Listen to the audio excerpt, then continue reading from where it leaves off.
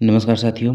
हरियाणा कर्मचारी चयन आयोग के द्वारा जो करेक्शन पोर्टल की डेट है वो एक्सटेंड कर दी गई है।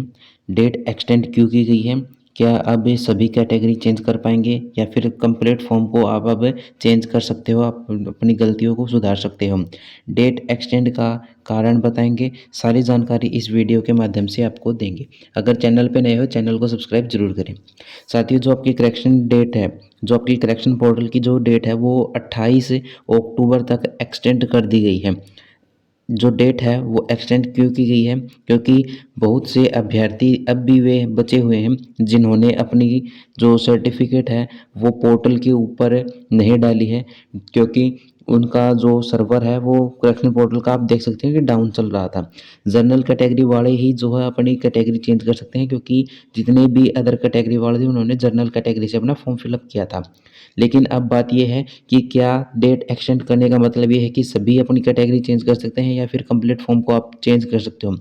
तो ये जो बात है वो एसएससी ने बिल्कुल क्लियर कर दी है। क्या बोला गया है कि एसएससी के द्वारा, आयोग के द्वारा उन्होंने बोला है कि सिर्फ और सिर्फ 14 जून के पहले वाले ही जिन्होंने अपनी सर्टिफिकेट बना ली थी सिर्फ वही अपलोड कर सकते हैं अपनी सर्टिफिकेट को।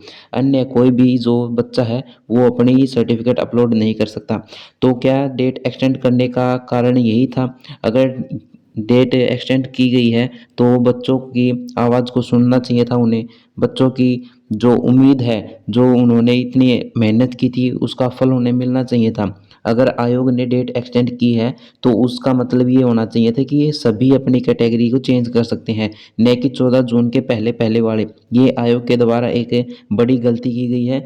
लाखों बच्चों की जो ज़िंदगी है उसके साथ खिलवाड़ किया गया है, क्योंकि उन्होंने एक यहाँ पर कंडीशन लगा दी कि 14 जून के पहले वाले ही यहाँ पर अपलोड कर सकते हैं, 14 जून के बाद वाले बच्चे यहाँ पर अपनी सर्टिफिकेट अपलोड नहीं कर सकते। क्या 14 जून वाले बच्चों ने, 14 जून के बाद जिन्होंने अपनी सर्टिफिकेट बनाई है, क्या उन बच्चों ने अपनी मेहनत नहीं की?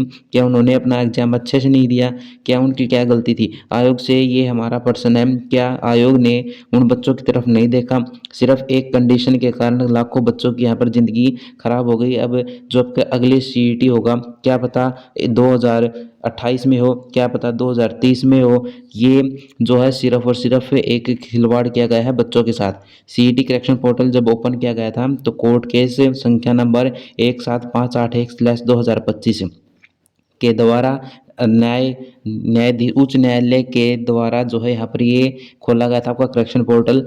यह करेक्शन पोर्टल जो था आपका सिर्फ और सिर्फ एससी, बीसी, ओबीसी, ईडब्ल्यूएस वालों अभ्यर्थियों के लिए खोला गया था, क्योंकि उन्होंने जो अपनी कैटेगरी है वो जनरल फिल कर रखी थी। उस टाइम पर उन्होंने अपने सरल पोर्टल पर जो अपनी सर्टिफिकेट थी वो डाउनलोड नहीं कर पाए। और अभी जो करेक्शन पोर्टल आपका ओपन हुआ है उसके अंदर आप अपनी कैटेगरी को चेंज कर सकते हैं, लेकिन 14 जून बाद वाले बच्चे यहाँ पर अपलोड नहीं कर पा रहे। क्या ये एसएससी ने अच्छा किया बच्चों के साथ? अपनी आवाज़ को उठाओ। अगर एसएससी मान जाए कि अदर जो जिस बच्चे ने भी 14 जून के बाद में अपनी सर्टिफिकेट बनाई है वो यहाँ पर अपनी सर्टिफिकेट अपलोड कर पाए, तो ये आयोग के साथ जो है अच्छी जो बात होने वाली है।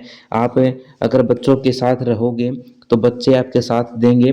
बाकी जो डेट एक्सटेंड की गई है वो 28 अक्टूबर तक कर दी गई है, लेकिन आप अपनी सर्टिफिकेट यहाँ पर अपलोड नहीं कर पाओगे साथियों। आज के लिए सिर्फ इतनी ही अपडेट। जय हिंद, जय भारत। कमेंट में अपनी आवाज़ ज़रूर उठाएं। Thank you.